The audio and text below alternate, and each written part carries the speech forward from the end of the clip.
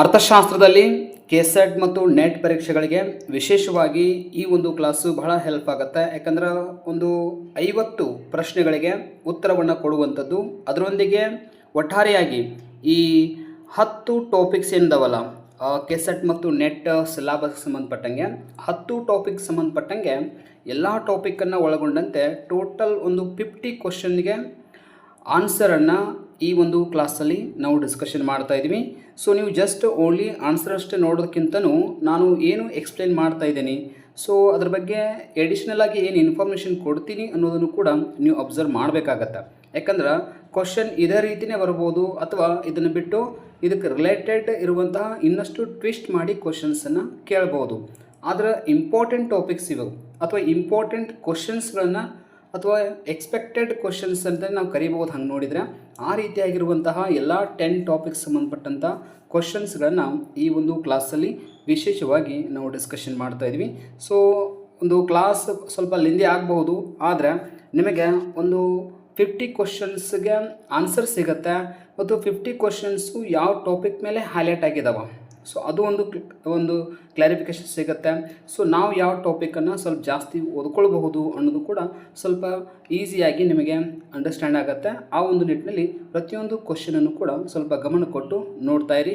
ನಾನಿಲ್ಲಿ ಕನ್ನಡ ಮೀಡಿಯಮ್ದಲ್ಲಿ ಕ್ವಶನ್ಸನ್ನು ಹೈಲೈಟ್ ಮಾಡಿಲ್ಲ, ಆದರೆ ನಾನು ಎಕ್ಸ್ಪ್ಲೇನ್ ಮಾಡೋದು ಕನ್ನಡ ಮೀಡಿಯಮ್ದಲ್ಲಿ ಮಾಡ್ತೀನಿ. ಆದ್ರೆ ಆ ಕ್ವಶನ್ಸ್ ಇರೋದು ಇಂಗ್ಲೀಷ್ ಮೀಡಿಯಮ್ದಲ್ಲೇ ಇರುತ್ತೆ.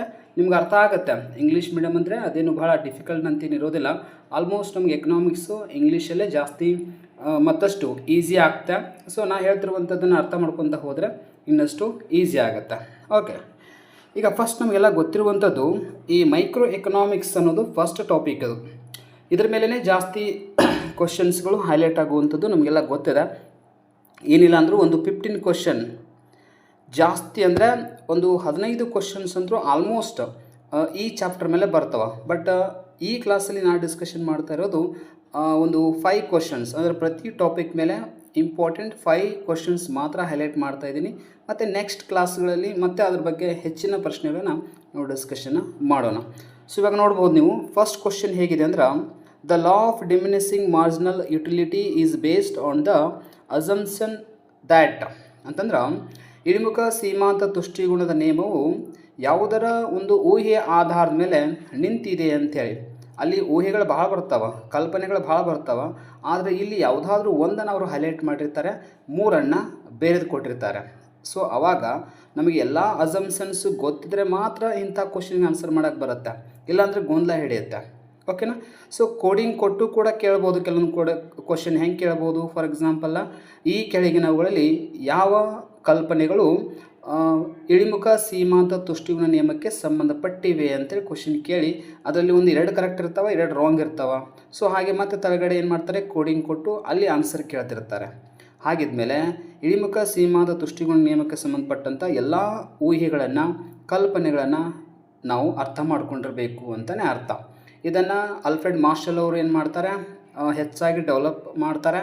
ಬಟ್ ಅದಕ್ಕಿಂತ ಮೊದಲು H.H. ಗೋಷನ್ ಅವರು ಏನು ಮಾಡ್ತಾರೆ, ಇದನ್ನು ಫಸ್ಟಿಗೆ ಡೆವಲಪ್ ಮಾಡ್ತಾರೆ. ಹಾಗಾಗಿ H.H. ಗೋಷನ್ ಅವರ ಒಂದು ಮೊದಲ ನಿಯಮ ಅಂತ ಕೂಡ ನಾವು ಇದು ಕರಿತೀವಿ.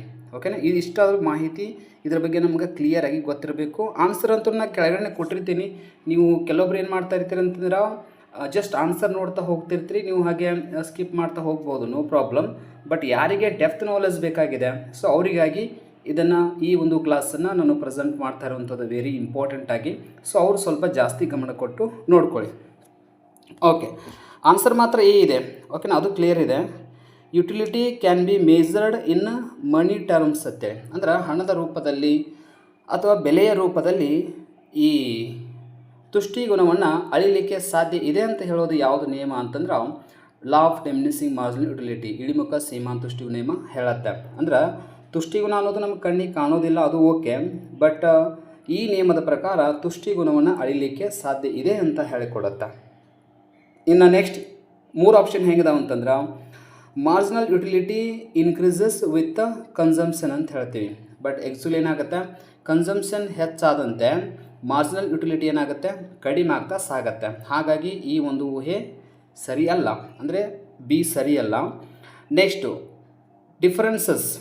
Preferences are dependent independent of consumption ಅಂತೇಳಿ ಅಂದ್ರೆ ಏನು ಅನುಭೋಗದ ಒಂದು ಆದ್ಯತೆಗಳ ಮೇಲೆ ಸಂಬಂಧಪಟ್ಟಂತೆ ಇರುವಂಥದ್ದು. ಬಟ್ ಇದು ಕೂಡ ಇಳಿಮುಖ ಸೀಮಾಂತ ತುಷ್ಟಿಗುಣ ನಿಯಮದ ಊಹೆ ಅಲ್ಲ. Next total utility always decreases. ನೋಡಿ, ಟೋಟಲ್ ಯುಟಿಲಿಟಿ ಯಾವಾಗಲೂ ಕೂಡ ಕಡಿಮೆ ಆಗೋದಿಲ್ಲ, ಇದು ಕಡಿಮೆ ಆಗುತ್ತೆ ಅಂತ ಹೇಳ್ತಾ ಇದೆ. ಇದು ಕೂಡ ರಾಂಗ್ ಅಂತಲೇ ಹೇಳಬೇಕು. ಯಾಕಂದರೆ ಟೋಟಲ್ ಯುಟಿಲಿಟಿ ಪ್ರಾರಂಭದಲ್ಲಿ ಹೆಚ್ಚಾಗಿ ನಂತರ ಕಡಿಮೆ ಆಗುತ್ತೆ. ಆದ್ದರಿಂದ ಅದು ಪ್ರಾರಂಭದಿಂದಲೂ ಯಾವಾಗಲೂ ಕೂಡ ಡಿಕ್ರೀಸ್ ಆಗೋದಿಲ್ಲ, ಒಂದು ಹಂತವನ್ನು ತಲುಪಿದ ನಂತರ ಕಡಿಮೆ ಆಗುತ್ತೆ ಅನ್ನೋದು ನಮಗೆ ಗೊತ್ತಿರಲಿ. ಸೊ ಇಷ್ಟು ಶಾರ್ಟಾಗಿ ನಾನು ಹೇಳ್ತಾ ಇದ್ದೀನಿ. ಹಂಗೆ ನೋಡಿದ್ರೆ ಇದ್ರ ಬಗ್ಗೆ ಭಾಳ ಒಂದು ಇಡೀ ಕ್ಲಾಸನ್ನೇ ಹೇಳ್ಬೋದು ನಾವು. ಬಟ್ ನಮಗೆ ಸ್ವಲ್ಪ ಕ್ಲಾಸ್ ಭಾಳ ಲೆಂದಿ ಆಗೋದ್ರಿಂದ ಸ್ವಲ್ಪ ಶಾರ್ಟಾಗಿ ಹೇಳ್ತಾ ಇದ್ದೀನಿ. ಜಸ್ಟ್ ನೀವು ಅರ್ಥ ಮಾಡಿಕೊಂಡ್ರೆ ಸಾಕು. ಈ ಕ್ವಶನ್ಗೆ ಇಷ್ಟು ಆನ್ಸರ ಮತ್ತು ಇದಕ್ಕೆ ರಿಲೇಟೆಡ್ ನಾನು ಏನು ಹೇಳಿದ್ನಲ್ಲ ಇನ್ಫಾರ್ಮೇಷನ್, ಅದ್ರ ಮೇಲೂ ಕೂಡ ಕ್ವಶನ್ಸನ್ನು ಹೈಲೈಟ್ ಮಾಡ್ಬೋದು. ಸ್ವಲ್ಪ ಹೆಚ್ಚಿನ ಗಮನ ಕೊಟ್ಟು ಇದನ್ನು ನೀವು ಗಮನಿಸಬೇಕಾಗತ್ತೆ. ಓಕೆ, ನೆಕ್ಸ್ಟ್ ಕ್ವಶನ್ ಹೇಗಿದೆ ಅಂತಂದ್ರೆ, the slap of an indifference curve is known as ಅಂತಿದೆ. ಅಂತಂದ್ರೆ ಔದಾಸೀನ ವಕ್ರರೇಖೆಯ ಒಂದು ಇಳಿಮುಖ ಅಥವಾ ಎಡದಿಂದ ಬಲಕ್ಕೆ ಇಳಿಮುಖ ಆಗಿರ್ತದಲ್ಲ, ಇದು ಔದಾಸೀನ ವಕ್ರರೇಖೆ ಎಡದಿಂದ ಬಲಕ್ಕೆ ಇಳಿಮುಖ ಆಗಿರುತ್ತೆ. ಇದು ಯಾಕೆ ಇಳಿಮುಖ ಆಗಿರುತ್ತೆ ಅಂತೇಳಿ ಅದಕ್ಕೆ ರೀಸನ್ ಇದೆ ಒಂದು. ಆ ರೀಸನ್ನ ನಾವು ಫೈಂಡ್ ಔಟ್ ಮಾಡಬೇಕೀಗ. ಇಲ್ಲಿ ನೋಡಿ, ಆನ್ಸರ್ ಅಂತೂ ನಿಮಗೆ ಕೊಟ್ಟೇ ಇದ್ದೀನಿ ನಾನು. ಸೊ ನೀವು ಹೇಳ್ಬೋದು ಬಿ ಅಂತೇಳಿ, MRS ಅಂತೇಳಿ, ಮಾರ್ಜಿನಲ್ ರೇಟ್ ಆಫ್ ಸಬ್ಸ್ಟಿಟ್ಯೂಷನ್ ಅಂತ ಹೇಳ್ತೀವಿ. ಆದರೆ ಉಳಿದದ್ದು ಆನ್ಸರ್ ಅಲ್ಲ. ಪ್ರೈಸ್ ರೇಷಿಯೋ ಅಂತಿದೆ, ಇದು ಆನ್ಸರ್ ಆಗಂಗಿಲ್ಲ.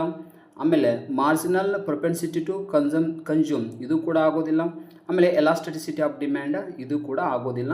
MRS ಅನ್ನ ಆಗತ್ತೆ. ಯಾಕಂತಂದ್ರೆ MRS ಏನು ಹೇಳತ್ತಂತಂದರೆ, ಒಂದು ಸರಕನ್ನು ಹೆಚ್ಚು ಮಾಡಿದಾಗ, ಓಕೆನಾ, ಒಂದು ಸರಕನ್ನು ಹೆಚ್ಚು ಮಾಡಿದಾಗ ಮತ್ತೊಂದು ಸರಕನ್ನು ಎಷ್ಟು ಪ್ರಮಾಣದಲ್ಲಿ ಕಡಿಮೆ ಮಾಡಲಾಗತ್ತೆ. ಈಗ ಒಂದು ಸರಕನ್ನು ಈ ಕಡೆ ಹೆಚ್ಚು ಮಾಡಿ ಮತ್ತೊಂದು ಸರಕನ್ನು ಎಷ್ಟು ಪ್ರಮಾಣದಲ್ಲಿ ಕಡಿಮೆ ಮಾಡಲಾಗತ್ತೆ ಅನ್ನೋದನ್ನು ಹೇಳುವಂಥದಕ್ಕೆ MRS ಅಂತ ಕರಿತೀವಿ. ಆ ಕಾರಣದಿಂದಲೇ ಈ ರೇಖೆ ಏನಾಗಿರುತ್ತೆ, ಈ ರೀತಿಯಾಗಿ ಸೇಫನ್ನು ಹೊಂದಿರುತ್ತೆ. MRS ಅನ್ನೋದು ಮೇನ್ ಬೇಸ್. ಇದಕ್ಕೆ ಕ್ವಶನ್ ಕೇಳ್ತಾರೆ, ನಾನು ಹೇಳ್ತಾ ಇರೋದು ಜಸ್ಟ್ ಕ್ವಶನ್ ಅಷ್ಟೇ. ಬಟ್ ಇದನ್ನು ಟ್ವಿಸ್ಟ್ ಮಾಡಿ ಕ್ವಶನ್ ಹೆಂಗೆ ಬೇಕಾದಂಗೆ ಕೇಳ್ಬೋದು. ಯಾಕೆ ಇಂಡಿಫರೆನ್ಸ್ ಕರ್ವ್ ಅಥವಾ ಔದಾಸೀನ ವಕ್ರರೇಖೆ ಆ ರೀತಿ ಆಕಾರ ಹೊಂದಿರುತ್ತೆ, ಅಥವಾ ಅದರ ಮೇಲೆ ಬರುವಂಥ ಇನ್ನೊಂದು ಔದಾಸೀನ ವಕ್ರರೇಖೆ ಬಂತಾರೆ ಅದನ್ನು ಹೇಳಿಕೊಡುತ್ತೆ. ಅದರ ಮೀನಿಂಗ್ ಏನು? ಎಸ್, ಅದು ಅಧಿಕ ತೃಪ್ತಿಯನ್ನು ಕೊಡುವಂಥದ್ದು. ಓಕೆ, ಇದ್ರ ಬಗ್ಗೆ ಎಲ್ಲ ಕ್ಲಾರಿಫಿಕೇಷನ್ ಇರಬೇಕಾಗತ್ತೆ ನಮಗೆ. ಸೊ ಈ ರೀತಿಯಾಗಿದ್ದಾಗ ಏನಾಗುತ್ತೆ ಅಂತಂದರೆ ನಮಗೆ ಕ್ವಶನ್ಸ್ ಇನ್ನಷ್ಟು ಟ್ವಿಸ್ಟ್ ಬಂದರೂ ಕೂಡ ನಾವು ಆನ್ಸರ್ ಮಾಡಬಹುದು. ಓಕೆನಾ. ಸೊ ಇಂಥ ಕ್ವಶನ್ಸ್ ಅಂದರೆ ಔದಾಸೀನ ವಕ್ರರೇಖೆಗೆ ಸಂಬಂಧಪಟ್ಟಂತೆ ಇರುವಂಥ ಕ್ವಶನ್ ಇದು ಭಾಳ ವಿಶೇಷವಾಗಿದೆ. ನೀವು ಜಸ್ಟ್ ಅದನ್ನು ಅರ್ಥ ಮಾಡ್ಕೊಳ್ಬೋದು. ಸೀಮಾಂತ ಬದಲಿಕೆ ದರ ಅಂತ ಕರಿತೀವಿ ಕನ್ನಡದೊಳಗೆ. ಓಕೆನಾ. ಓಕೆ, ಇಲ್ಲೊಂದು ಕ್ವಶನ್ ಇದೆ ನೋಡಿ. Under perfect competition a firms demand curves is. Okay, ಭಾಳ ವಿಶೇಷವಾಗಿರುವಂಥ ಪ್ರಶ್ನೆ ಇದು. ಏನು ಪರಿಪೂರ್ಣ ಪೈಪೋಟಿ ಒಂದು ಸನ್ನಿವೇಶದಲ್ಲಿ, ಅಂದರೆ ಪರಿಪೂರ್ಣ ಪೈಪೋಟಿ ಮಾರುಕಟ್ಟೆ ಅಂದರೂ ಕೂಡ ನಡೆಯುತ್ತೆ. ಪರಿಪೂರ್ಣ ಪೈಪೋಟಿಯ ಒಂದು ಸನ್ನಿವೇಶದಲ್ಲಿ ಉದ್ಯಮ ಘಟಕದ ಒಂದು ಬೇಡಿಕೆ ರೇಖೆ ಹೆಂಗಿರುತ್ತೆ ಅಂಥೇಳಿ, ಅದಕ್ಕೆ ಬಿ ಆನ್ಸರ್ ಅಂತ ನಮ್ಗೆ ಗೊತ್ತಿದೆ. ಬಿ ಯಾವುದು ಅಂತಂದ್ರೆ ಪರ್ಫೆಕ್ಟ್ಲಿ ಎಲಾಸ್ಟಿಸ್ಟಿಕ್ ಅಂತೇಳಿ ಇದೆ. ಸೊ ಕ್ವಶನ್ ಹೇಗಿದೆ ಅಂತಂದರೆ ಭಾಳ ವಿಶೇಷವಾಗಿ ಗಮನಿಸ್ಬೇಕು ನೀವು. ಪರಿಪೂರ್ಣ ಸ್ಥಿತಿಸ್ಥಾಪಕತ್ವವನ್ನು ಹೊಂದಿರುತ್ತೆ. ಓಕೆನಾ. ಪರಿಪೂರ್ಣ ಸ್ಥಿತಿಸ್ಥಾಪಕತ್ವವನ್ನು ಹೊಂದಿರುತ್ತೆ ಅಂತಂದರೆ ಭಾಳ ವಿಶೇಷವಾಗಿ ಗಮನಿಸಬೇಕು. ಪರಿಪೂರ್ಣ ಪೈಪೋಟಿ ಮಾರುಕಟ್ಟೆಯ ಲಕ್ಷಣಗಳನ್ನು ನಾವು ಅರ್ಥ ಮಾಡ್ಕೊಂಡಿರ್ಬೇಕು. ಪರಿಪೂರ್ಣ ಪೈಪೋಟಿ ಮಾರುಕಟ್ಟೆಯ ಲಕ್ಷಣಗಳು ವಿಶೇಷವಾಗಿದ್ದಾವೆ. ಅಲ್ಲಿ ಎಲ್ಲ ಸರಕುಗಳ ಬೆಲೆ ಒಂದೇ ರೀತಿಯಾಗಿರುತ್ತೆ. ಈ ಕಾರಣದಿಂದಾಗಿ ಈ ಒಂದು ಬೇಡಿಕೆ ರೇಖೆ ಏನಾಗಿರುತ್ತೆ ಅಂತಂದ್ರೆ ಈ ರೀತಿಯಾಗಿ ಸ್ಟ್ರೇಟ್ ಆಗಿನೇ ಇರುತ್ತೆ. ಇದು ಈ ರೀತಿಯಾಗಿ ಬರೋದಾಗಿರ್ಬೋದು, ಈ ರೀತಿಯಾಗಿ ಹೋಗೋದು, ಹೀಗೆಲ್ಲ ಇರೋಂಗಿಲ್ಲ. ಸೊ ಆ ಒಂದು ಕಾರಣದಿಂದ ಪರ್ಫೆಕ್ಟ್ಲಿ ಎಲಾಸ್ಟಿಕ್ ಅಂತಕ್ಕಂದ್ರೆ ಈ ರೇಖೆ ಹಿಂಗಿರುತ್ತೆ. ಒಂದು ವೇಳೆ ಪರ್ಫೆಕ್ಟ್ಲಿ ಇನ್ಎಲಾಸ್ಟಿಕ್ ಅಂದರೆ ಅದು ಬೇರೆ, ಲಂಬಾಂತರ ಅಂತ ಆಗುತ್ತೆ. ಅಪ್ವರ್ಡ್ ಸ್ಲೋಪಿಂಗ್ ಅಂದರೆ ಹಿಂಗೆ ಮೇಲ್ಗಡೆ ಹೋಗೋದು. ಆಮೇಲೆ ಯು ಸೇಫ್ ಅಂದರೆ ಈ ಥರ ಇರೋದು, ನೆವರ್ ಈ ಥರ ಇರೋಂಗಿಲ್ಲ. ಓಕೆನಾ. ಪರಿಪೂರ್ಣ ಪೈಪೋಟಿ ಮಾರುಕಟ್ಟೆಯಲ್ಲಿ ಯಾವಾಗಲೂ ಕೂಡ ರೇಖೆ ಹಿಂಗೆ ಸ್ಟ್ರೇಟೇ ಇರುತ್ತೆ. ಕಾರಣ ಪರಿಪೂರ್ಣ ಪೈಪೋಟಿಯಲ್ಲಿ ಎಲ್ಲ ಸರಕುಗಳ ಬೆಲೆ ಒಂದೇ ಆಗಿರುತ್ತೆ ಮತ್ತು ಎಲ್ಲ ಉತ್ಪನ್ನಗಳ ಆಕಾರ ಮತ್ತು ಎಲ್ಲ ಅವುಗಳ ಒಂದು ಟೇಸ್ಟು ಎಲ್ಲನೂ ಕೂಡ ಒಂದೇ ರೀತಿಯಾಗಿರುತ್ತೆ. ಹೀಗಾಗಿ ಪರಿಪೂರ್ಣ ಪೈಪೋಟಿ ಮಾರುಕಟ್ಟೆಯಲ್ಲಿ ಬೇಡಿಕೆ ಮತ್ತು ಪೂರೈಕೆಗಳು ಮಾರುಕಟ್ಟೆ ಬೆಲೆಯನ್ನು ನಿರ್ಧಾರ ಮಾಡ್ತಾ ಇರ್ತವೆ. ಸೊ ಹಾಗಾಗಿ ಭಾಳ ವಿಶೇಷವಾಗಿರುವಂಥ ಕ್ವಶನ್ ಇದು. ಸೊ ನಾವು ಜಸ್ಟ್ ಅದನ್ನು ಸ್ವಲ್ಪ ಇನ್ಡೆಪ್ತ್ ಹೋಗಿ ನೋಡಿದರೆ ಇನ್ನಷ್ಟು ನಮಗೆ ಈಸಿಯಾಗಿ ಅರ್ಥ ಆಗುತ್ತೆ. ಸೊ ಆ ಕಾರಣದಿಂದ ಬಟ್ ಅಪರಿಪೂರ್ಣ ಪೈಪೋಟಿ ಮಾರುಕಟ್ಟೆ ಒಳಗೆ ಇದು ಸ್ಟೇಟ್ ಇರೋಂಗಿಲ್ಲ, ಓಕೆನಾ, ಹಿಂಗೆ ಇರೋಂಗಿಲ್ಲ. ಮళ్ళీ ಅರ್ಥ ಮಾಡ್ಕೊಂಡ್ಬಿಡಿ, ಅದು ಆಕಾರ ಚೇಂಜ್ ಇರುತ್ತೆ, ಓಕೆನಾ, ಹಿಂಗೆ ಬರ್ಬೋದು, ಹಿಂಗೆ ಹೋಗ್ಬೋದು, ಓಕೆನಾ, ಯಾವ ರೀತಿ ಬೇಕಾದ್ರೆ ಚೇಂಜ್ ಆಗುತ್ತೆ ಬೇಡಿಕೆ ರೇಖೆ. ಆದರೆ ಪರಿಪೂರ್ಣ ಪೈಪೋಟಿ ಮಾರುಕಟ್ಟೆಯಲ್ಲಿ ಮಾತ್ರ ಬೇಡಿಕೆ ರೇಖೆ ಸ್ಟ್ರೇಟ್ ಇರುತ್ತೆ. ಪರಿಪೂರ್ಣ ಬೆಲೆ ಬೇಡಿಕೆ ಸ್ಥಿತಿಸ್ಥಾಪಕತೆ ಏನು ಪರ್ಫೆಕ್ಟ್ ಎಲಾಸ್ಟಿಸಿಟಿ ಅಂತ ಕರಿತೀವಲ್ಲ. ಸೊ ನಾವು ಬೇಡಿಕೆ ಮತ್ತು ಪೂರೈಕೆ ಸ್ಥಿತಿಸ್ಥಾಪಕತ್ವದ ಬಗ್ಗೆ ನೀವು ಸ್ಟಡಿ ಮಾಡಲೇಬೇಕಾಗತ್ತೆ, ಅದು ವೆರಿ ಇಂಪಾರ್ಟೆಂಟ್ ಕೂಡ ಇದೆ. ಓಕೆ ಓಕೆ ಇಲ್ಲಿರುವ ಕ್ವಶನ್ ಹೆಂಗಿದೆ ನೋಡಿ, ಸ್ವಲ್ಪ ಗಮನಿಸ್ಬೋದು ನೀವು. In short run production the law of variable proportions operates because, ನೋಡಿ ವೆರಿ ಇಂಪಾರ್ಟೆಂಟ್.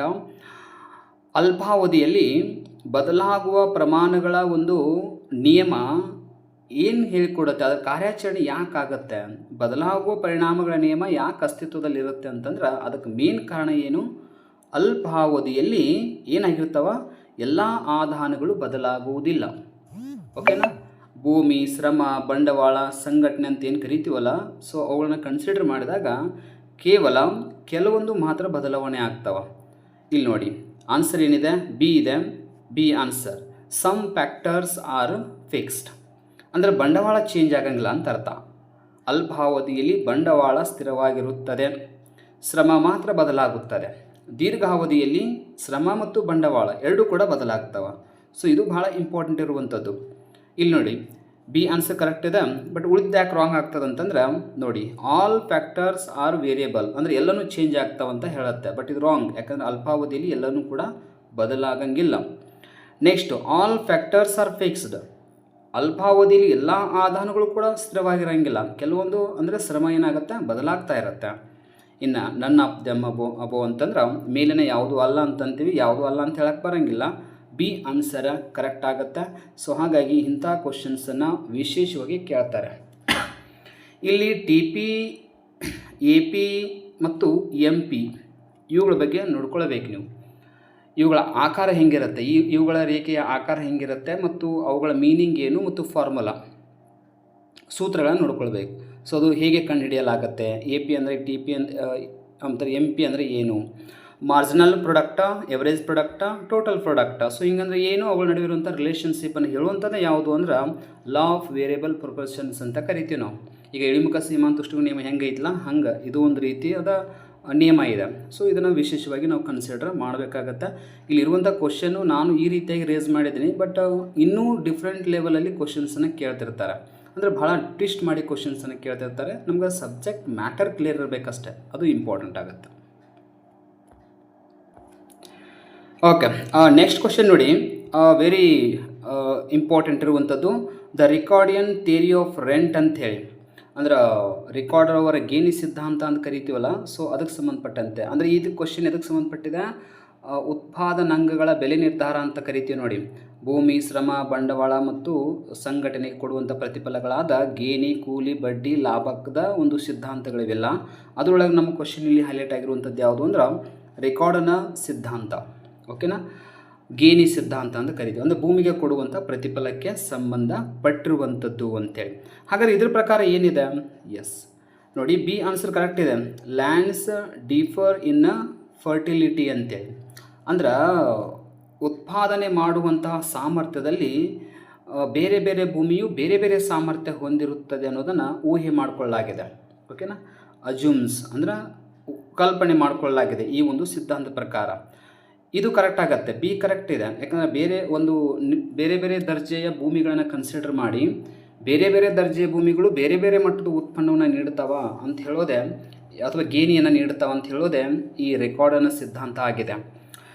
ಆದರೆ ಉಳಿದದ್ದು ಆನ್ಸರ್ ರಾಂಗ್ ಆಗ್ತಾವ. ಹೇಗೆ, as all land is homogeneous ಅಂತ, ಬಟ್ ಇದು ಕಲ್ಪನೆ ಅಲ್ಲ. ರೆಕಾರ್ಡನ ಸಿದ್ಧಾಂತ ಪ್ರಕಾರ ಇದು ಕಲ್ಪನೆ ಅಲ್ಲ, ಅಂದರೆ ಎಲ್ಲನೂ ಒಂದೇ ರೀತಿ ಏಕರೂಪದ್ದಾಗಿರ್ತದೆ ಅಂತ ಹೇಳ್ತದೆ ಫಸ್ಟ್ ಪಾಯಿಂಟ್, ಬಟ್ ಅದು ರಾಂಗ್ ಆಗುತ್ತೆ. ನೆಕ್ಸ್ಟು ಸಿ ಏನಿದೆ, rent rises due to scarcity of capital, ಬಂಡವಾಳದ ಕೊರತೆಯಿಂದ ಈ ಗೇಣಿ ಏನಾಗುತ್ತೆ ಹೆಚ್ಚಾಗತ್ತೆ ಅಂತ ಹೇಳುತ್ತೆ, ಬಟ್ ಇದು ಕೂಡ ರಾಂಗ್ ಆಗುತ್ತೆ. ಮತ್ತು ರೆಂಟ್ ಈಸ್ ಪ್ರೈಸ್ ಡಿಟರ್ಮೈನ್ಡ್ ಅಂಥೇಳಿ, ಅಂದ್ರೆ ಬೆಲೆಯನ್ನು ಆಧರಿಸಿದೆ. ಆದರೆ ಇದು ಕೂಡ ರಾಂಗ್ ಆಗುತ್ತೆ.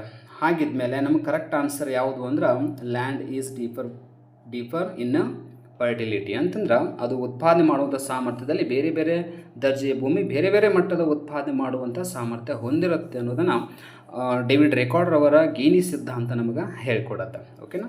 ಸೊ ಇಂಥ ಕ್ವಶನ್ಸ್ ಇದು ಕೇವಲ ಒಂದಕ್ಕೆ ಮಾತ್ರ, ಒಂದೇ ಉತ್ಪಾದನಾಂಗದ ಪ್ರತಿಫಲ ಗೇನಿಗೆ ಸಂಬಂಧಪಟ್ಟಂಗೆ ಕ್ವಶನ್ ಇದೆ. ಬಟ್ ಲಾಭದ ಸಿದ್ಧಾಂತಗಳು ಬರ್ತವೆ, ಕೂಲಿ ಸಿದ್ಧಾಂತಗಳು ಬರ್ತವೆ, ಆಮೇಲೆ ಈ ಬಡ್ಡಿಯ ಸಿದ್ಧಾಂತಗಳು ಬರ್ತವೆ. ಸೊ ಅವುಗಳು ಸಂಬಂಧಪಟ್ಟಂಗೆ ಹೀಗೆ ಕ್ವಶನ್ ಕೇಳ್ತಾರೆ. ಓಕೆನಾ. ಹಿಂಗೆ ಈ ಲೆವೆಲ್ ಡೆಪ್ತ್ ಕ್ವಶನ್ನೇ ಹೋಗ್ತಾವೆ ಜಾಸ್ತಿ. ಓಕೆ, ಇವಾಗ ಮೈಕ್ರೋ ಎಕನಾಮಿಕ್ಸ್ ಸಂಬಂಧಪಟ್ಟಂಗೆ ಒಂದು 5 ಕ್ವಶನ್ಸನ್ನು ಮುಗಿಸಿದ್ವಿ. ಈಗ ನೆಕ್ಸ್ಟ್ 5 ಕ್ವಶನ್ಸ್ ಎದ್ರ ಬಗ್ಗೆ ನೋಡೋಣ ಅಂತಂದ್ರೆ ಈ ಮ್ಯಾಕ್ರೋ ಎಕನಾಮಿಕ್ಸ್ ಬಗ್ಗೆ ನೋಡೋಣ. ಸೊ ಮ್ಯಾಕ್ರೋ ಎಕನಾಮಿಕ್ಸ್ ಅನ್ನೋದು ಕೂಡ ಭಾಳ ಇಂಪಾರ್ಟೆಂಟ್ ಇರುವಂಥದ್ದು. ಸೊ ಅದಕ್ಕೆ ಸಂಬಂಧಪಟ್ಟಂಗೆ ಕ್ವಶನ್ಸನ್ನು ನೋಡೋಣ. ಸೊ ಇಲ್ಲಿ ಹೈಲೈಟ್ ಆಗೋದಂದ್ರೆ GDP. ಓಕೆನಾ. ಮ್ಯಾಕ್ರೋ ಎಕನಾಮಿಕ್ಸ್ ಅಂದರೆ ಮೇನ್ ಇಂಪಾರ್ಟೆಂಟ್ ಹೈಲೈಟ್ ಆಗೋದು GDP ಇರುತ್ತೆ. ಸೊ GDP ಆಟ್ ಮಾರ್ಕೆಟ್ ಪ್ರೈಸ್ ಅಂತಿದೆ ನೋಡಿ. GDP ಹೆಂಗೆ ಕ್ಯಾಲ್ಕುಲೇಷನ್ ಮಾಡ್ತೀವಿ ನಮಗೆಲ್ಲ ಗೊತ್ತಿದೆ. ಒಂದು ದೇಶದಲ್ಲಿ ವರ್ಷದಲ್ಲಿ ಉತ್ಪಾದಿಸಲಾದ ಎಲ್ಲ ಅಂತಿಮ ಸರಕು ಸೇವೆಗಳ ಒಟ್ಟು ಮಾರುಕಟ್ಟೆ ಬೆಲೆಯನ್ನು ನಾವು GDP ಅಂತ ಕರಿತೀವಿ. ಅದಕ್ಕೆ ನಾವು ಏನು ಕರಿತೀವಿ ಅಂತಂದ್ರೆ ಆನ್ಸರ್ ಏನಿದೆ ಬಿ ಇದೆ ನೋಡಿ. ಬಿ ಆನ್ಸರ್ ಅಂತಂದರೆ ನಮಗೆ ಗೊತ್ತಿದೆ GDP at factor cost plus indirect taxes minus subsidies. ಈ ಫಾರ್ಮುಲಾ ನಮಗೆ ಗೊತ್ತಿರಬೇಕು. ಓಕೆನಾ. GDP ಆಟ್ ಮಾರ್ಕೆಟ್ ಪ್ರೈಸ್ ಅಂತ ಕೇಳಿದರೆ ಫಾರ್ಮುಲಾ ಹಿಂಗಿದೆ. ಇನ್ನೂ ಡಿಫ್ರೆಂಟು ಇದು ಕರೆಕ್ಟ್ ಆಗುತ್ತೆ. ಬಟ್ ಯಾಕೆ ಕರೆಕ್ಟ್ ಆಗಂಗಿಲ್ಲ ಅಂತಂದ್ರೆ GNP minus net factors income from abroad ಇದೆ. GNP minus net factors income from abroad ಅಂದ್ರೆ ಇದಕ್ಕೆ ನಾವು NNP ಅಂತ ಕರಿಬೇಕಾಗತ್ತೆ. ಅರ್ಥ ಮಾಡ್ಕೊಳ್ರಿ. NNP is equal to GNP minus net factor income from abroad ಅಂತ ಆಗುತ್ತೆ. ಹಾಗಾಗಿ ಇದು ರಾಂಗ್ ಆಯಿತು. ಇನ್ನು ನೆಕ್ಸ್ಟು ಕೆಳಗಡೆ ಇದೆ NDP ಪ್ಲಸ್ ಡಿಪ್ರಿಸಿಯೇಷನ್ ಅಂತಿದೆ. NDP plus depreciation is equal to GDP ಅಂತ ಆಗತ್ತೆ. ಹಾಗಿದ್ಮೇಲೆ ಇದು ಕೂಡ GDP ಆಟ್ ಮಾರ್ಕೆಟ್ ಪ್ರೈಸ್ ಅಲ್ಲ. ಇನ್ನು ನೆಕ್ಸ್ಟ್ ಲಾಸ್ಟ್ ಇದೆ ನೋಡಿ GNP ಪ್ಲಸ್ ಡಿಪ್ರಿಸಿಯೇಷನ್ ಇದೆ. ಇದು ಮೀನಿಂಗೇ ಇಲ್ಲ, ಮೀನಿಂಗ್ಲೆಸ್ ಆಗುತ್ತೆ ಅದು. ಸೊ ಹಾಗಾಗಿ ಇದು ಕೂಡ ಮೀನಿಂಗ್ಲೆಸ್ ಇದೆ. ಅಂದರೆ ಸವಕಳಿ, ಡಿಪ್ರಿಸಿಯೇಷನ್ ಅಂದರೆ ಸವಕಳಿ ಅಂತ ಕರಿತೀವಿ. ಸೊ ಹಾಗೆ ನಮಗೆ ಆನ್ಸರ್ ಯಾವುದಾಗತ್ತಂದ್ರೆ GDPನ ಆಗತ್ತೆ ನೋಡಿ. ಕ್ವಶನ್ಸ್ ಹೇಗಿರ್ತಾವೆ ಅಂತಂದ್ರೆ ನಮಗೆ ಕಾನ್ಸೆಪ್ಟನ್ನು ಅಥವಾ ಸಿಲೆಬಸ್ಸನ್ನು ಸ್ಟಡಿ ಮಾಡುವಂಥ ಸಂದರ್ಭದಲ್ಲಿ ಈಸಿ ಅನ್ನಿಸ್ತಿರ್ತಾವೆ. ಬಟ್ ಅವನ್ನ ಇನ್ ಡೆಪ್ತ್ ಲೆವೆಲ್ ಕ್ವಶನ್ ಕೇಳಿಗೆ ಸ್ಟಾರ್ಟ್ ಮಾಡಿದ್ರು ಅಂದ್ರೆ ಈ ಲೆವೆಲ್ ಕ್ವಶನ್ಸ್ಗಳು ಹೋಗ್ತಿರ್ತಾವೆ, ಇನ್ನೂ ಡೆಪ್ತ್ ಹೋಗ್ತಾವೆ. ಈ ಜಸ್ಟ್ ಇದು ಬೇಸಿಕ್ ಕ್ವಶನ್ಸ್ ಇವೆಲ್ಲ. ಇದಕ್ಕಿಂತ ಡೆಪ್ತ್ ಲೆವೆಲ್ಗೆ ಹೋಗಿ ಕ್ವಶನ್ಸನ್ನು ಟ್ವಿಸ್ಟ್ ಮಾಡಿ ಕ್ವಶನ್ನ ಕೇಳ್ತಿರ್ತಾರೆ. ಸೊ ಇದು ಭಾಳ ಇದಷ್ಟೇ ಅಲ್ಲ, ಇದಕ್ಕೆ ಸಂಬಂಧಪಟ್ಟಂಗೆ ಇನ್ನೂ ಭಾಳ ಬರ್ತಾವಲ್ಲ, ಅವೆಲ್ಲವೂ ಕೂಡ ಸೂತ್ರಗಳೇನಿದಾವ ನೋಡ್ಕೊಳ್ಳಿ. ಆ ಸೂತ್ರಗಳನ್ನು ಸಂಬಂಧಪಟ್ಟಂಗೆ ಕ್ವಶನ್ ಪಕ್ಕ ಕೇಳ್ತಾರೆ. 100% ಕ್ವಶನ್ ಕೇಳ್ತಾರೆ ಈ ಸೂತ್ರಗಳ ಬಗ್ಗೆ.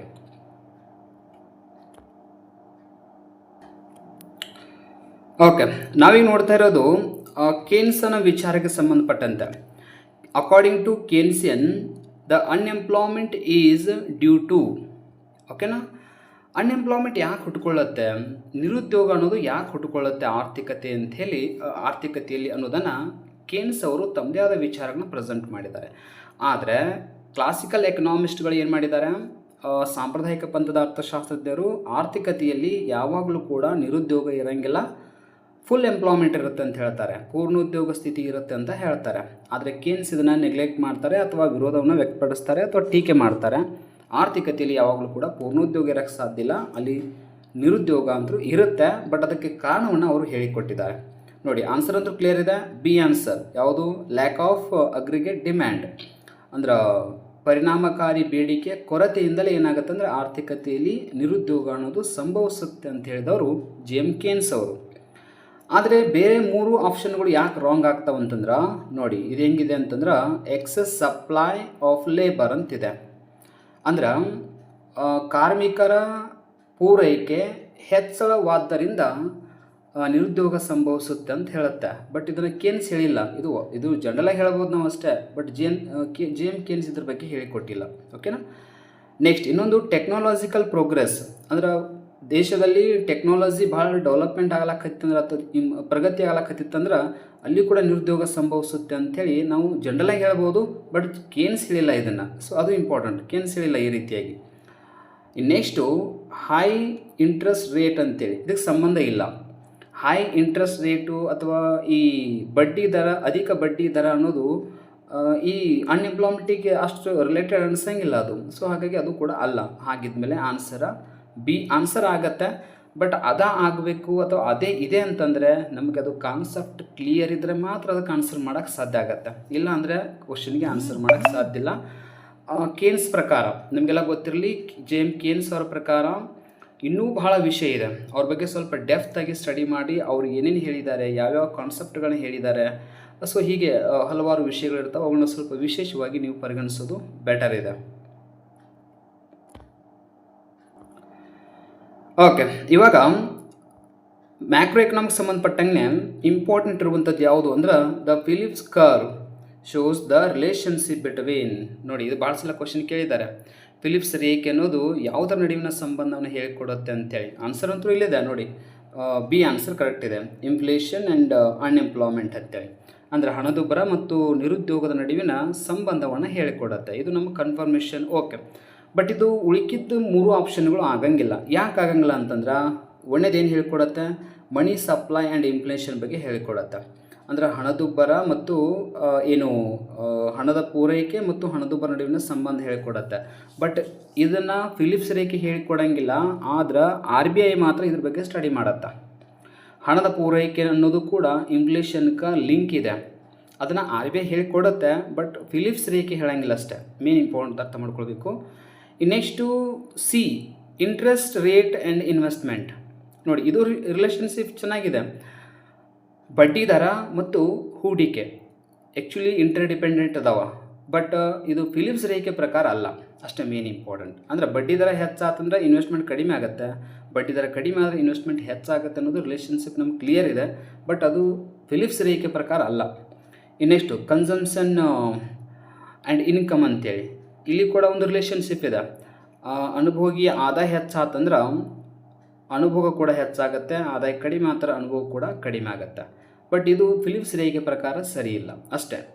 ಸೊ ಈ ರೀತಿಯಾಗಿ ಕ್ವಶನ್ ಕೇಳ್ತಾರೆ. ನೋಡಲಿಕ್ಕೆಲ್ಲನೂ ಕೂಡ ಸೇಮ್ ಅನ್ನಿಸ್ತವ, ಬಟ್ ಎಕ್ಸಾಕ್ಟ್ಲಿ ನಾವು ಅದನ್ನು ಕನ್ಸಿಡರ್ ಮಾಡಲಿಕ್ಕೆ ಹೋದರೆ ಡಿಫಿಕಲ್ಟ್ ಆಗುತ್ತೆ. ಸೊ ಆ ಒಂದು ಟೈಮಲ್ಲಿ ಸ್ವಲ್ಪ ವಿಶೇಷವಾಗಿ ಇಂಥ ಕ್ವಶನ್ಸ್ಗಳನ್ನ ಹೈಲೈಟ್ ಹಾಕಿ ಮೇ ಬಿ ಫಿಲಿಪ್ಸ್ ಕಾರ್ ಬಗ್ಗೆ ಮೇ ಬಿ ಒಂದು ಕ್ವಶನ್ ಫಿಕ್ಸ್ ಇರುತ್ತೆ. ಅದಂತರೂ ಪಕ್ಕ ನೀವು ಸ್ವಲ್ಪ ಹಿಂದಿನ ಕ್ವಶನ್ ಪೇಪರ್ ನೋಡ್ಕೊಳ್ಬೋದು. ಓಕೆ, ISLM ಮಾಡೆಲ್ ಅಂತೇಳಿ ಬರುತ್ತೆ. ಸೊ ಇದನ್ನು ಈಗಾಗಲೇ ನಾನು ಯೂಟ್ಯೂಬಲ್ಲಿ ಕೂಡ ಅದ್ರ ಬಗ್ಗೆ ಅಪ್ಲೋಡ್ ಮಾಡಿದ್ದೀನಿ ಒಂದು ಕ್ಲಾಸನ್ನು. 1 hour ಕ್ಲಾಸ್ ಇದೆ. ಸೊ ಅದರಲ್ಲಿ ಕಂಪ್ಲೀಟ್ ಇನ್ಫಾರ್ಮೇಷನ್ ಕೂಡ ಇದ್ರ ಬಗ್ಗೆ ಇದೆ, ನೀವು ಅದನ್ನು ನೋಡ್ಬೋದು ಅಲ್ಲಿ. ಸೊ ಇಲ್ಲಿ ವಿಶೇಷವಾಗಿ ಕನ್ಸಿಡರ್ ಮಾಡ್ಬೋದು ISLM ಮಾಡೆಲ್ ಅನ್ನೋದು ಯಾಕೆ ಬಂತು. ಓಕೆ, ಇದಕ್ಕೆ ಲಿಕ್ವಿಡಿಟಿ ಮನಿ ಏನು ಒಂದು ಕರಿತೀವಲ್ಲ, ಹಣದ ಒಂದು ದ್ರವ್ಯತೆಗೆ ಸಂಬಂಧಪಟ್ಟಂತೆ ಆ ಒಂದು ರೇಖೆ ಏನು ಹೇಳಿಕೊಡುತ್ತೆ, ದ ಕಾಂಬಿನೇಷನ್ಸ್ ಆಫ್ ಏನೇನು ಒಳಗೊಂಡಿದೆ. ಎಕ್ಸಾಕ್ಟ್ಲಿ ಸಿ ಆನ್ಸರ್ ಕರೆಕ್ಟ್ ಆಗುತ್ತೆ. Interest rate, income, where money market is in equilibrium ಅಂತಂದ್ರೆ ಮಾರುಕಟ್ಟೆಯ ಹಣದ ಮಾರುಕಟ್ಟೆ ಸಮತೋಲನದಲ್ಲಿದ್ದಾಗ ಈ ಬಡ್ಡಿ ದರ ಮತ್ತು ಆದಾಯದ ನಡುವಿನ ಆದಾಯದ ಒಂದು ಸಂಬಂಧವನ್ನು ಹೇಳಿಕೊಡುವಂಥದ್ದಕ್ಕೆ ನಾವೇನು ಕರಿತೀವಿ ಅಂತಂದ್ರೆ LM ಕರ್ವ್ ಬಗ್ಗೆ ಹೇಳ್ತೀವಿ. IS ಕರ್ವ್ ಬರುತ್ತೆ. IS ಮತ್ತು LM ಕರ್ವ್ ಎರಡೂ ಕೂಡ ಭಾಳ ವಿಶೇಷವಾಗಿರುವಂಥ ಕಾನ್ಸೆಪ್ಟ್ಗಳಿವು. ಬಟ್ ಉಳಿದದ್ದು ಯಾಕೆ ಆಗಲ್ಲ ಅಂತಂದ್ರೆ ಒಂದನೇದು interest rate and money supply. ಓಕೆನಾ, ಇದು ಅಷ್ಟರ ಬಗ್ಗೆ ಮಾತ್ರ ಹೇಳುತ್ತೆ, ಬಟ್ ಮುಂದಿನ ಬಗ್ಗೆ ಹೇಳಿಲ್ಲ. ನೆಕ್ಸ್ಟು ಔಟ್ಪುಟ್ ಮತ್ತು ಅನ್ಎಂಪ್ಲಾಯ್ಮೆಂಟ್, ಉತ್ಪಾದನೆ ಮತ್ತು ಎಂಪ್ಲಾಯ್ಮೆಂಟ್ ಅಂದರೆ ಉದ್ಯೋಗದ ಮಟ್ಟವನ್ನು ಹೇಳ್ಕೊಡುವಂಥ ಅದು ಕೂಡ ಕರೆಕ್ಟ್ ಆಗಂಗಿಲ್ಲ. ಇನ್ನು ಸೇವಿಂಗ್ಸ್ ಆ್ಯಂಡ್ ಇನ್ವೆಸ್ಟ್ಮೆಂಟ್ ಈಕ್ವಾಲಿಟಿ ಅಂದ್ರೆ ಉಳಿತಾಯ ಮತ್ತು ಹೂಡಿಕೆಯ ಒಂದು ಸಮತೋಲನ ಸ್ಥಿತಿಯನ್ನು ಹೇಳಿಕೊಡುತ್ತಾ ಇಲ್ಲ, ಅದನ್ನು ಕೂಡ ಅದು ಹೇಳಿಕೊಡೋದು LM ಕರ್ವ್. ಸೊ ಹಾಗಾಗಿ ಸಿ ಆನ್ಸರ್ ಕರೆಕ್ಟ್ ಆಗುತ್ತೆ. ಸೊ IS ಮತ್ತು LM ಮಾಡೆಲ್ ಅಂತೂ ಕಂಪಲ್ಸರಿ ಓದ್ಕೊಳ್ಳಿ. ಸೊ ಇದ್ರ ಬಗ್ಗೆಯೂ ಕೂಡ ಕ್ವಶನ್ಸ್ ಕೇಳಿದ್ದಾರೆ, ಇನ್ನೂ ಕೂಡ ರಿಪೀಟಾಗಿ ಕೇಳ್ತಾರೆ, ಬಟ್ ಟ್ವಿಸ್ಟ್ ಮಾಡಿ ಕ್ವಶನ್ ಕೇಳ್ತಾರೆ. ಇದೇ ರೀತಿಯಾಗಿ ಕ್ವಶನ್ ಬರದೇ ಇರ್ಬೋದು, ಕೆಲವೊಂದು ಬರಲೂಬಹುದು. ಯಾಕಂದರೆ ಅಷ್ಟು ಇಂಪಾರ್ಟೆಂಟ್ ಕ್ವಶನ್ ಕೂಡ ನಾನು ಹೈಲೈಟ್ ಮಾಡಿದ್ದೀನಿ ಇಲ್ಲಿ. ಸೊ ಇದೇ ರೀತಿ ಕ್ವಶನ್ಸ್ ಕೂಡ ಬರ್ಬೋದು, ಬಟ್ ಬರದೇನೂ ಇನ್ನಷ್ಟು ಡಿಫಿಕಲ್ಟ್ ಲೆವೆಲ್ ಕ್ವಶನ್ಸ್ ಕೂಡ ರೇಸ್ ಆಗ್ಬೋದು. ಓಕೆ, ಇಲ್ಲೊಂದು ಬಹಳ ವೆರಿ ಇಂಪಾರ್ಟೆಂಟ್ ಇರುವಂಥದ್ದು ಮಲ್ಟಿಪ್ಲಾಯರ್ ಬಗ್ಗೆ. ಕೇನ್ ಸರ್ ವಿಚಾರವನ್ನು ನಾವು ಗಮನಿಸಿದ್ರೆ ಗುಣಕದ ಕಾರ್ಯಾಚರಣೆ ಬಗ್ಗೆ ಏನು ಒಂದು ಕ್ವಶನ್ ಅಂತೂ ಫಿಕ್ಸ್ ಆಲ್ಮೋಸ್ಟ್ ಕೇಳ್ತಾರೆ. ಗುಣಕಕ್ಕೆ ಸಂಬಂಧಪಟ್ಟಂಗೆ ಕ್ವಶನ್ಸ್ ಇದ್ದೇ ಇರ್ತವೆ, ವೆರಿ ಇಂಪಾರ್ಟೆಂಟ. ಅದು ಯಾವ ರೀತಿಯ ಕ್ವಶನ್ ಕೇಳಿದಾರೆ ಅಂತಂದ್ರೆ, ದ ಮಲ್ಟಿಪ್ಲಾಯರ್ ಎಫೆಕ್ಟ್ ವರ್ಕ್ಸ್ ಬೆಟರ್. ಅಂದ್ರೆ ಗುಣಕದ ಪರಿಣಾಮವು ಚೆನ್ನಾಗಿ ಯಾವಾಗ ಕೆಲಸ ಮಾಡುತ್ತಂತಂದ್ರೆ, ಅಥವಾ ಚೆನ್ನಾಗಿ ಅದು ಯಾವಾಗ ವರ್ಕ್ ಆಗುತ್ತಂತಂದ್ರೆ ಬಿ ಆನ್ಸರ್ ಕರೆಕ್ಟ್ ಆಗುತ್ತೆ. ಯಾವುದು ಅಂದ್ರೆ M P C is high. ಅಂದರೆ ಎಮ್ ಪಿ ಸಿ ಮೌಲ್ಯ ಹೈ ಇದ್ದಾಗ, ಹೈ ಅಂತಂದರೆ ಎಮ್ ಪಿ ಸಿ ಅಂದರೆ ಏನು, ಮಾರ್ಜಿನಲ್ ಪ್ರೊಪೆನ್ಸಿಟಿ ಟು ಕನ್ಸ್ಯೂಮ್ ಅಂತ ಅರ್ಥ ಅದು. ಅಂತಂದ್ರೆ ಸೀಮಾಂತ ಅನುಭವದ ಪ್ರವೃತ್ತಿ ಅಂತ ನಾವು ಕರಿತೀವಿ ಕನ್ನಡ ಒಳಗೆ. ಅದರ ಒಂದು ಮೌಲ್ಯ ಹೆಚ್ಚಿತ್ತಂತಂದ್ರೆ ಮಲ್ಟಿಪ್ಲೈಯರ್ ಕೂಡ ಚೆನ್ನಾಗಿಯೇ ವರ್ಕ್ ಆಗತ್ತೆ.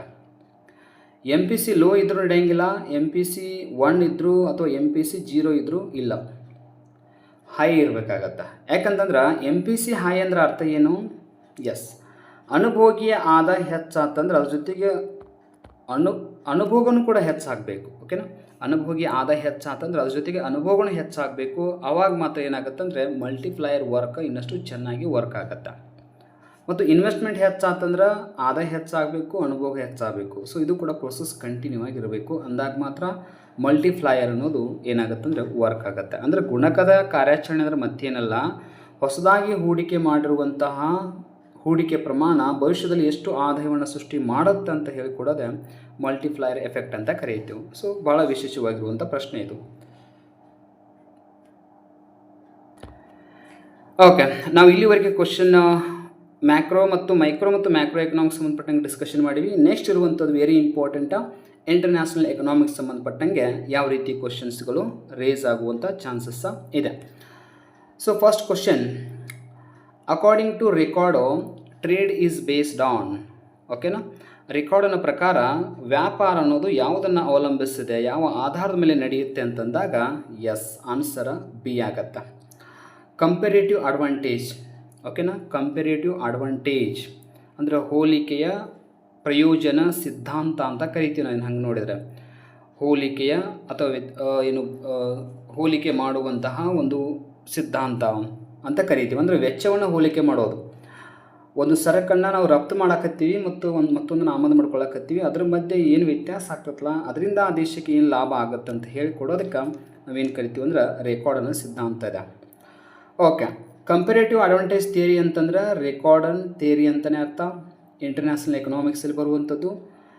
ಆದರೆ ಉಳಿಕಿದ್ದು ಯಾವ ಆನ್ಸರ್ ಆಗಲ್ಲ ಅಂದ್ರೆ ಅಬ್ಸಲ್ಯೂಟ್ ಅಡ್ವಾಂಟೇಜ್ ಥಿಯರಿ ಅಂತ ಹೇಳಿಕೊಟ್ಟವ್ರು ಯಾರು ಅಂದ್ರೆ ಆ್ಯಡಮ್ ಸ್ಮಿತ್. ಹಾಗಾಗಿ ಅದು ರೆಕಾರ್ಡ್ಗೆ ಸಂಬಂಧಪಟ್ಟಿಲ್ಲ.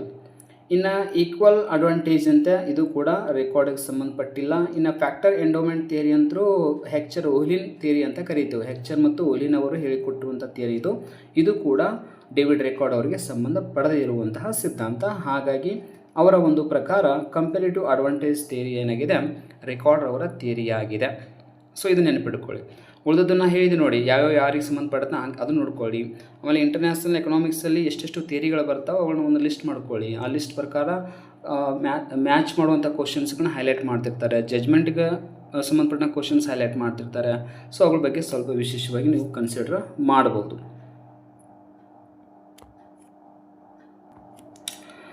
ಓಕೆ, ಆಗಲೇ ಹೇಳಿದ್ನಲ್ಲ ನಾ ಇಂಪಾರ್ಟೆಂಟ್ ಇನ್ನೊಂದು ಬಹಳ ವಿಶೇಷವಾಗಿರುವಂಥ ಸಿದ್ಧಾಂತ ಯಾವುದು ಅಂದ್ರೆ ಹೆಕ್ಚರ್ ಓಲಿನ್ ಥಿಯರಿ ಆಫ್ ಇಂಟರ್ನ್ಯಾಷನಲ್ ಟ್ರೇಡ್ ಅಥವಾ ಇಂಟರ್ನ್ಯಾಷನಲ್ ಟ್ರೇಡ್ ಅಂತ ಕರೀತೀವಿ. ಅಂದರೆ ಅಂತಾರಾಷ್ಟ್ರೀಯ ಹಣಕಾಸು ವ್ಯಾಪಾರದ ಸಿದ್ಧಾಂತ ಹೆಕ್ಚರ್ ಓಲಿನವರ ಸಿದ್ಧಾಂತ ಅಂತ ಕರಿತೀವಿ.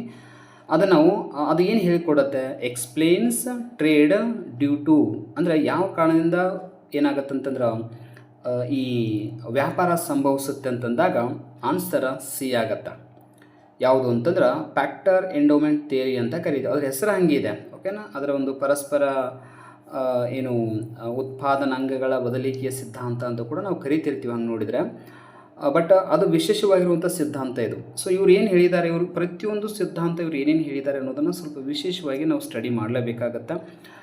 ಈಗ ಈ ಒಂದು ಆನ್ಸರ್ ಕರೆಕ್ಟ್ ಆಯಿತು, ಬಟ್ ಮೇಲಿಂದ ಯಾಕಾಗಲ್ಲ ಅಂದ್ರೆ ಸ್ಕೇಲ್ ಎಕನಾಮಿಕ್ ಅನ್ನೋದು ಕೂಡ ಸಂಬಂಧಪಟ್ಟಿಲ್ಲ, ಡಿಫರೆನ್ಸ್ ಇನ್ ಟೆಕ್ನಾಲಜಿ ಅದು ಕೂಡ ಸಂಬಂಧಪಡಂಗಿಲ್ಲ, ಟ್ರಾನ್ಸ್ಪೋರ್ಟ್ ಕಾಸ್ಟ್ ಇದು ಕೂಡ ನಾವು ಕನ್ಸಿಡರ್ ಮಾಡೋಂಗಿಲ್ಲ. ಸೊ ಕೆಲವೊಂದು ಸಿದ್ಧಾಂತಗಳಲ್ಲಿ ಏನಾಗ್ತದೆ, ಟ್ರಾನ್ಸ್ಪೋರ್ಟ್ ಕಾಸ್ಟನ್ನು ಕನ್ಸಿಡರ್ ಮಾಡ್ತಾರೆ, ಕೆಲವೊಂದು ಕಡೆ ಮಾಡೋದಿಲ್ಲ, ಅದು ಓಕೆ, ಅದು ಬೇರೆ. ಸೊ ಹಾಗಿದ್ಮೇಲೆ ಇಲ್ಲಿ ಯಾವುದೂ ಕೂಡ ರಿಲೇಟೆಡ್ ಇರುವಂಥ ಆನ್ಸರ್ ಇಲ್ಲವೇ ಇಲ್ಲ. ಡೈರೆಕ್ಟಾಗಿ ಫ್ಯಾಕ್ಟರಿ ಎಂಡೋಮೆಂಟ್ಸ್ ಥಿಯರಿ ಅನ್ನೋದೇ ಎಚ್ ಆರ್ ವೂಲ್ನವರ ಥಿಯರಿ ಅಥವಾ ಸಿದ್ಧಾಂತ ಆಗಿದೆ. ಓಕೆ, ಬ್ಯಾಲೆನ್ಸ್ ಆಫ್ ಪೇಮೆಂಟ್ಗೆ ಸಂಬಂಧಪಟ್ಟಂಗೆ, ಪಾವತಿ ಸಿಲ್ಕು ಅಥವಾ ಸಂದಾಯ ಬಾಕಿಗೆ ಸಂಬಂಧಪಟ್ಟಂಗೆ ಕ್ವಶನ್ಸನ್ನು ಕೇಳ್ತಿರ್ತಾರೆ. ಸೊ ಏನಿದೆ ಕ್ವಶನ್ ಅಂತಂದ್ರೆ, the balance of payments always balances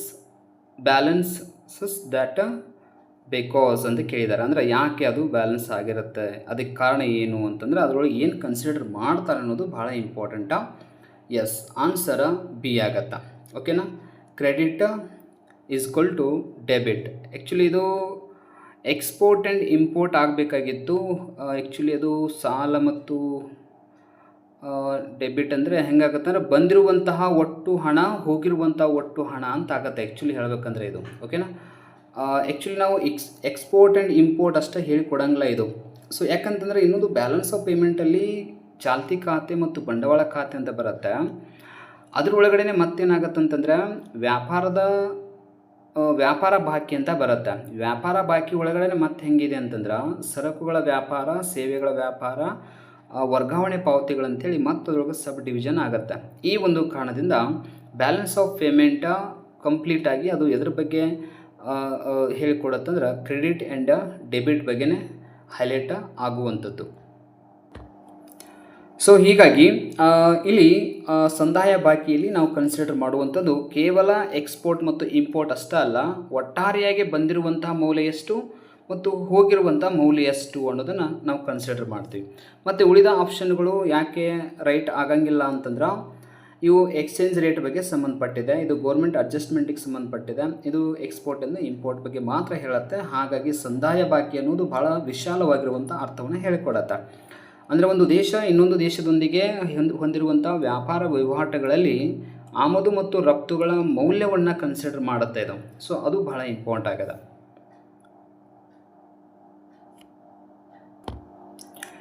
okay, ಇಲ್ಲೊಂದು ಕ್ವಶನ್ ಇದೆ ನೋಡಿ, ಬಹಳ ಡೆಪ್ತ್ ಲೆವೆಲ್ ಕ್ವಶನ್ ಇದು. ಆ್ಯಕ್ಚುಲಿ ನಾವು ಅದನ್ನು ಬಹಳ ವಿಶೇಷವಾಗಿ ಕನ್ಸಿಡರ್ ಮಾಡಬೇಕಿದು. ಇದು ಫಾರಿನ್ ಎಕ್ಸ್ಚೇಂಜ್ ರೇಟಿಗೆ ಸಂಬಂಧಪಡುತ್ತೆ. ಆಮೇಲೆ ಒಂದು ದೇಶದ ಕರೆನ್ಸಿ ಮತ್ತು ಇನ್ನೊಂದು ದೇಶದ ಕರೆನ್ಸಿಯೊಂದಿಗೆ ನಾವು ಹೋಲಿಕೆ ಮಾಡುವಂಥದ್ದು ಕೂಡ ಸಂಬಂಧಪಡುತ್ತೆ. ಸೊ ಏನಿದೆ ಅಂದ್ರೆ devaluation of currency leads to ಅಂತ ಇದೆ. ಅಂತಂದ್ರೆ ಇದಕ್ಕೆ ಅಪಮೌಲ್ಯೀಕರಣ ಅಂತ ಕರಿತೀವಿ. ಡೆವಲ್ಯೂಷನ್ ಅಂತಂದ್ರೆ ಅಪಮೌಲ್ಯೀಕರಣ. ಅಪಮೌಲ್ಯೀಕರಣ ಅಂದರೆ ಅರ್ಥ ಏನು? ಉದಾಹರಣೆಗೆ ಅಮೆರಿಕದ $1ಗೆ ಈಗ ಸದ್ಯಕ್ಕೆ ನಾವು 85 ರೂಪಾಯಿ ಕೊಡ್ತಾ ಇದ್ದೀವಿ ಅಂತ ತಿಳ್ಕೊಳ್ಳೋಣ. ಅದರ 85 ರೂಪಾಯಿ ಸಮ ಇದೆ ಅಂತ ಅಂದ್ಕೊಳ್ಳೋಣ. ಇದರ ಮೌಲ್ಯವನ್ನು ಏನು ಮಾಡೋದು ಅಂತಂದ್ರೆ ನಮ್ಮ ರುಪಿ ಮೌಲ್ಯವನ್ನು ಉದ್ದೇಶಪೂರ್ವಕವಾಗಿ $1ಗೆ 90 ರೂಪಾಯಿ ಮಾಡೋದು. ಇದರರ್ಥ ಏನು? ಪ್ರಮಾಣ ಹೆಚ್ಚಾಯಿತು, ಆದರೆ ನಮ್ಮ ಹಣದ ಮೌಲ್ಯ ಡಾಲರ್ ವಿರುದ್ಧ ನಾವು ಹೋಲಿಕೆ ಮಾಡಿದಾಗ ಕಡಿಮೆ ಮಾಡ್ಕೊಂಡಿವಿ ಅಂತ ಅರ್ಥ. ಸೊ ಈ ರೀತಿಯಾಗಿ ಮಾಡೋದಕ್ಕೆ ನಾವು ಏನು ಕರಿತೀವಿ ಅಂತಂದ್ರೆ ಡೆವಲ್ಯೂಷನ್ ಅಂತ ಕರಿತೀವಿ, ಅಥವಾ ಹಣದ ಅಪಮೌಲ್ಯೀಕರಣ ಅಂತ ಕರಿತೀವಿ. ಇದನ್ನು ಮಾಡೋದ್ರಿಂದ ಆಗುವಂಥ ಲಾಭ ಏನು ಅಂತಂದರೆ, ಈಗ 5 ರೂಪಾಯಿ ಹೆಚ್ಚಿಗೆ ನಾವು ಕೊಡ್ತಾ ಇದ್ದೀವಿ. ಓಕೆನಾ, ಅವರು $1 ಕೊಟ್ಟರು. ಈಗ ಮೊದಲು $1 ಕೊಡ್ತಿದ್ರು, 85 ರೂಪಾಯಿ ಮಾತ್ರ ಕೊಡ್ತಿದ್ವಿ. ಈಗ ಅವರು $1 ಕೊಟ್ಟರು ಕೂಡ ಈಗ 90 ರೂಪಾಯಿ ಅಂದರೆ 5 ರೂಪಾಯಿ ಹೆಚ್ಚಿಗೆ ಕೊಡಾಕತ್ತೀವಿ ಅಂದಮೇಲೆ ಅವರು ಹೆಚ್ಚಿನ ಸರಕುಗಳನ್ನು ನಮ್ಮ ದೇಶದಿಂದ ಖರೀದಿ ಮಾಡ್ತಾರೆ. ಇದರಿಂದ ಎಕ್ಸ್ಪೋರ್ಟ್ ಹೆಚ್ಚಾಗತ್ತೆ ಮತ್ತು ಇಂಪೋರ್ಟ್ ಕಡಿಮೆ ಆಗುತ್ತೆ. ಹಾಗಿದ್ಮೇಲೆ ಆನ್ಸರ್ ಏನಾಗುತ್ತೆ? ಎ ಆನ್ಸರ್ ಕರೆಕ್ಟ್ ಆಗುತ್ತೆ. Increase in exports and decrease in imports.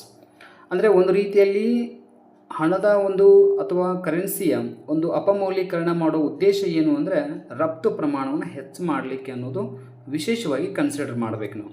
So ಆ ಒಂದು ನಿಟ್ಟಿನಲ್ಲಿ ಎ ಆನ್ಸರ್ ಕರೆಕ್ಟ್ ಆಗುತ್ತೆ. ಎರಡನೇದು ಕರೆಕ್ಟ್ ಆಗಂಗಿಲ್ಲ, ಯಾಕಂದರೆ ಡಿಕ್ರೀಸ್ ಇನ್ ಎಕ್ಸ್ಪೋರ್ಟ್ ಅಂತಿದೆ, ಇದು ಕರೆಕ್ಟ್ ಆಗಂಗಿಲ್ಲ. ಡಿಕ್ರೀಸ್ ಇನ್ ಎಂಪ್ಲಾಯ್ಮೆಂಟ್ ಇದೆ, ಇದು ಸಂಬಂಧಪಡಂಗಿಲ್ಲ. ಆಮೇಲೆ ನನ್ ಆಫ್ ಅಗೋ ಅಂತಂದ್ರೆ ಮೇಲಿನ ಯಾವುದೂ ಅಲ್ಲ ಅಂತಂದ್ರೂ ಕೂಡ ನಡೆಯಂಗಿಲ್ಲ, ಯಾಕಂದ್ರೆ ಎ ಆನ್ಸರ ಕರೆಕ್ಟ ಆಗತ್ತೆ. ಇದ್ರ ಬಗ್ಗೆ ಸರಿಯಾಗಿ ನೋಡ್ಕೊಳ್ರಿ. ಹಣದ ಒಂದು ಅಪಮೌಲ್ಯೀಕರಣ ಅಂದರೆ ಏನು, ಯಾಕೆ ಮಾಡಲಾಗತ್ತೆ, ಮಾಡೋದ್ರಿಂದ ಏನು ಎಫೆಕ್ಟ್ ಆಗುತ್ತೆ, ಇಂಟರ್ನ್ಯಾಷನಲ್ ಟ್ರೇಡ್ ಮೇಲೆ ಹೇಗೆ ಎಫೆಕ್ಟ್ ಆಗುತ್ತೆ, ಯಾವ ದೇಶಕ್ಕೆ ಅನುಕೂಲ ಯಾವ ದೇಶಕ್ಕೆ ಅನಾನುಕೂಲ ಆಗುತ್ತೆ, ಮತ್ತು ಹೇಗೆ ಅದನ್ನು ಅಡ್ಜಸ್ಟ್ ಮಾಡಲಾಗತ್ತೆ. ಓಕೆನಾ, ವಿದೇಶಿ ವಿನಿಮಯ ದರವನ್ನು ಹೇಗೆ ಅಡ್ಜಸ್ಟ್ ಮಾಡಲಾಗತ್ತೆ, ಅಲ್ಲಿ ಯಾರ್ಯಾರು ಮೀಡಿಯೇಟರ್ ಅಂತ ಬರ್ತಾರೆ, ಮಧ್ಯದಲ್ಲಿ ಬರ್ತಾರೆ, ಇಂಥವೆಲ್ಲ ಹಲವಾರು ಕ್ವಶನ್ಸ್ಗಳನ್ನ ಕೇಳ್ತಿರ್ತಾರೆ. ಸೊ ನಾವು ಅಂತಹ ಕಾನ್ಸೆಪ್ಟನ್ನು ನೋಡಿಕೊಂಡು ಸ್ವಲ್ಪ ಡೆಪ್ತ್ ಲೆವೆಲ್ ಸ್ಟಡಿ ಮಾಡೋದು ಇನ್ನಷ್ಟು ಬೆಟರ್ ಆಗಿದೆ. ಓಕೆ, ಈ ಕ್ವಶನ್ ಅಂತೂ ಆಲ್ಮೋಸ್ಟ್ ಎಲ್ಲರಿಗೂ ಗೊತ್ತಿರುತ್ತೆ, ಯಾಕಂದರೆ ಕಾಂಪಿಟೇಟಿವ್ ಎಕ್ಸಾಮ್ಸನ್ನು ಓದುತ್ತಿರುವಂತಹ ಸಂದರ್ಭದಲ್ಲಿ ಆಲ್ಮೋಸ್ಟ್ ಎಲ್ಲರೂ ಕೂಡ ಇಂಥವುಗಳಿಗೆ ಆನ್ಸರ್ ಮಾಡೇ ಇರ್ತೀವಿ. ಸೊ ಕ್ವಶನ್ ಭಾಳ ಸಿಂಪಲ್ ಇದೆ. The WTO replaced which earlier organisation ಅಂತಿದೆ. ಅಂತಂದ್ರೆ WTO ಅನ್ನೋದು ಸ್ಥಾಪನೆ ಆಗಿದೆ, ಬಟ್ ಹಳೆಯ ಅಥವಾ ಈಗಾಗಲೇ ಇದ್ದಂಥ ಒಂದು ಸಂಘಟನೆಯ ಹೆಸರನ್ನು ಮರುನಾಮಕರಣ ಮಾಡಲಾಗಿದೆ ಅಷ್ಟೇ, ಮತ್ತೇನಿಲ್ಲ. ಅದು ಯಾವುದು ಅಂದರೆ ನಮ್ಗೆ ಗೊತ್ತಿದೆ, ಸಿ ಆನ್ಸರ ಗ್ಯಾಟ್ ಅಂತೇಳಿ. General agreement on trade and tariffs ಅಂತ ಕರಿತೀವಿ. ಸುಂಕ ಮತ್ತು ಕೋಟಾಗಳ ಮೇಲಿನ ಒಂದು ಸಾಮಾನ್ಯ ಒಪ್ಪಂದ ಅಂತೇಳಿ ಕನ್ನಡದಲ್ಲಿ ಕರಿತೀವಿ. ಹಾಗಾಗಿ ಗ್ಯಾಟ್ ಅನ್ನೋದು ಮೊದಲಿತ್ತು. WTO ಅನ್ನೋದು 1995ರಲ್ಲಿ ಹೊಸದಾಗಿ ಸ್ಥಾಪನೆ ಆಯಿತು. ಅದು ಒಂದು ಮರುನಾಮಕರಣ. ಗ್ಯಾಟ್ ನಂತರ ಅಥವಾ ಗ್ಯಾಟನ್ನು ಹೆಸರು ತೆಗೆದು WTO ಅಂತ ಇಟ್ಟಿದ್ದಾರೆ. ಮೇನ್ ಇಂಪಾರ್ಟೆಂಟ್ ಅಷ್ಟೇ ಚೇಂಜ್ ಆಗಿರುವಂಥದ್ದು. ಬಟ್ ಉಳಿದದಲ್ಲಿ ಏನಾಗುತ್ತೆ, IMFನೂ ಸಂಬಂಧಪಡೋಂಗಿಲ್ಲ. ಅಂದರೆ IMF ಅನ್ನೋದು ಇಂಟರ್ನ್ಯಾಷನಲ್ ಮಾನಿಟರಿ ಫಂಡ್ ಆಗುತ್ತೆ. ಇನ್ನು ITO ಇಂಟರ್ನ್ಯಾಷನಲ್ ಟ್ರೇಡ್ ಆರ್ಗನೈಜೇಷನ್ ಅಂತೇಳಿ ಕರಿತೀವಿ. ಆಮೇಲೆ ನೆಕ್ಸ್ಟು UNCTAD ಅಂದರೂ ಕೂಡ ಇದು ಕೂಡ ಆಗೋದಿಲ್ಲ. ಸೊ ಹಾಗಾಗಿ ಗ್ಯಾಟ್ ಅನ್ನೋದು ಕರೆಕ್ಟ್ ಆಗಿರುವಂಥ ಆನ್ಸರ್ ಆಗುತ್ತೆ. ಇಂಟರ್ನ್ಯಾಷನಲ್ ಎಕನಾಮಿಕ್ಸ್ ಸ್ಟಡಿ ಮಾಡಕತ್ತೀವಿ ಅಂತಂದ್ರೆ ಅಂತಾರಾಷ್ಟ್ರೀಯ ಸಂಸ್ಥೆಗಳ ಬಗ್ಗೆ ನಾವು ಕಂಪಲ್ಸರಿ ಸ್ಟಡಿ ಮಾಡಲೇಬೇಕಾಗತ್ತೆ. ಯಾಕಂದ್ರೆ 1 ಅಥವಾ 2 ಕ್ವಶನ್ಸನ್ನು 100% ಅಂತಾರಾಷ್ಟ್ರೀಯ ಸಂಘಟನೆಗಳ ಬಗ್ಗೆ ಕ್ವಶನ್ ಕೇಳೇ ಇರ್ತಾರೆ.